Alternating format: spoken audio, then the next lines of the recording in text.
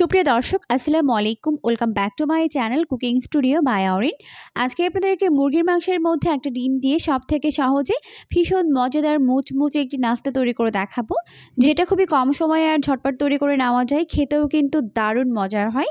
পরিবারের ছোট থেকে বড় সবাই কিন্তু এটাকে অনেক বেশি পছন্দ করবে। তাহলে চলুন দর্শক দেখে নেওয়া যাক এই রেসিপির পুরো প্রস্তুত প্রণালী। নাস্তা তৈরি করার জন্য প্রথমে একটি বোলের মধ্যে একটি ডিম ভেঙে নিব।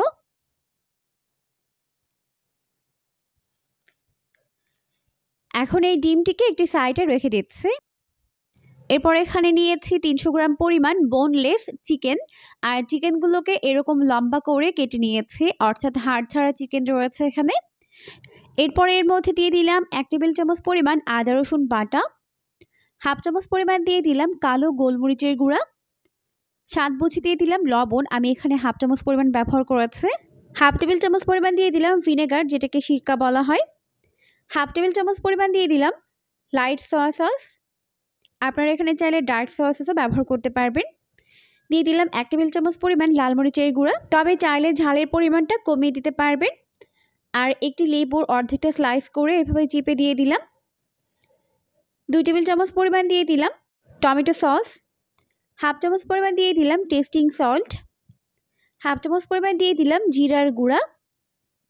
এরপর এই সমস্ত উপকরণগুলোকে প্রথমে চিকেনের সঙ্গে ভালো করে মিশিয়ে নিতে হবে। একটু সময় নিয়ে মেশাতে হবে, যাতে করে পুরোটা চিকেনের সঙ্গে মশলা খুব ভালো করে মিশতে পারে। তো ভালো করে সব কিছুকে মিশিয়ে নেওয়ার পর এখন আমি এর মধ্যে আগে থেকে ভেঙে নেওয়া ডিমটিকে দিয়ে দিচ্ছি। ডিম দেওয়ার পর আবার এটাকে ভালো করে সব কিছুর সঙ্গে মিশিয়ে নিতে হবে।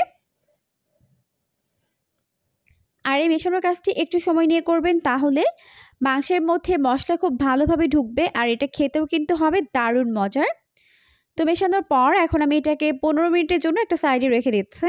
এরপর আমি এই নাস্তার বাকি প্রিপারেশনটা করে নিব। তো একটি বোলের মধ্যে আমি 1 কাপ পরিমাণ ময়দা নিয়ে নিলাম, এটা 1/3 কাপ, তাই আমি এটা 3 কাপ দিয়ে দিলাম।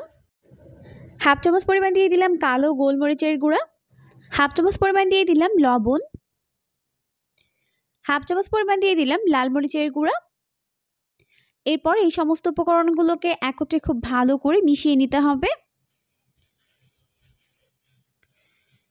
তো সব কিছুকে ভালো করে মিশিয়ে নেওয়ার পর এখন 15 মিনিট পর যে চিকেনটিকে ম্যারিনেট করে রেখেছিলাম ওই চিকেনটিকে এই ময়দার মধ্যে এভাবে চেপে চেপে কোট করে নিতে হবে। তো দেখতেই পাচ্ছেন আমি এটাকে কীভাবে করে নিচ্ছি। এতে করে ওপরের লেয়ারটা অনেক বেশি ক্রিস্পি হয়, যেটা খেতে অনেক বেশি মজার হয়। এখন আমি এখানে একটি পাত্রের মধ্যে পানি নিয়েছি, এরপর এই পানির মধ্যে এটাকে এইভাবে ডিপ করে নিচ্ছি। এরপর আরও একটি লেয়ার আমি এটাকে ময়দার মধ্যে কোট করে নিব।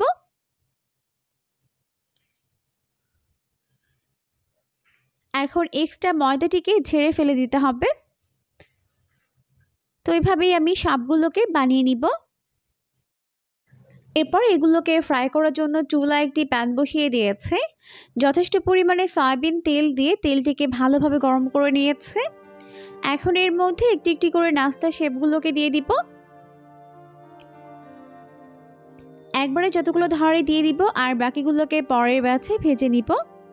নাস্তাগুলোকে অবশ্যই চুলার আঁচটিকে মিডিয়াম ফ্লেমে রেখে ভেজে নিতে হবে, এতে করে ভেতর এবং বাইরে খুব ভালোভাবে কুকড হতে পারবে। তো একবার যতগুলো ধরে আমি দিয়ে দিলাম। এরপর উল্টা পাল্টে এগুলোকে গোল্ডেন ব্রাউন করে ভেজে নিব।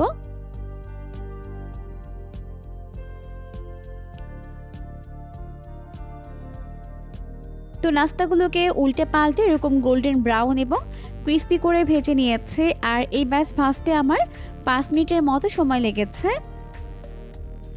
তো দেখতেই পাচ্ছেন এখন কিন্তু নাস্তাগুলোকে ভাজা হয়ে গেছে। এরপর আমি এগুলোকে ভালোভাবে তেল ছড়িয়ে তেল থেকে উঠিয়ে নিব। এর থেকে বেশি ডার্ক কালার করতে যাবে না, তাহলে কিন্তু পুড়ে যেতে পারে। এই পর্যায়ে এটাকে উঠিয়ে নিতে হবে। তেলগুলোকে ভালোভাবে ঝরিয়ে নিতে আমি এগুলোকে একটি স্ট্রেনারের উপরে উঠিয়ে নিচ্ছি। আর দেখতেই পাচ্ছেন মাশাআল্লাহ লুকটা অনেক বেশি ইয়ামি হয়েছে। এই চিকেন ফ্রাইগুলোকে আপনারা কিন্তু বাজার থেকে চড়া দামে না কিনে এভাবে ঘরে স্বাস্থ্যসম্মত উপায়ে বানিয়ে নিতে পারবেন। পরিবারের ছোট থেকে বড় সবাই এটাকে অনেক বেশি পছন্দ করবে। তো আমি এটাকে টমেটো সস দিয়ে সার্ভ করেছি। আপনারা পছন্দ মতো সস কিংবা চাটনির সঙ্গে সার্ভ করতে পারবেন। খেতে দারুণ মজার হয়, কোনো অংশে রেস্টুরেন্টের থেকে কম না। অবশ্যই বাসায় ট্রাই করবেন। পরবর্তী ভিডিও দেখার আমন্ত্রণ জানিয়ে বিদায় নিচ্ছি। সবাই অনেক বেশি ভালো থাকবেন। আল্লাহ হাফিজ।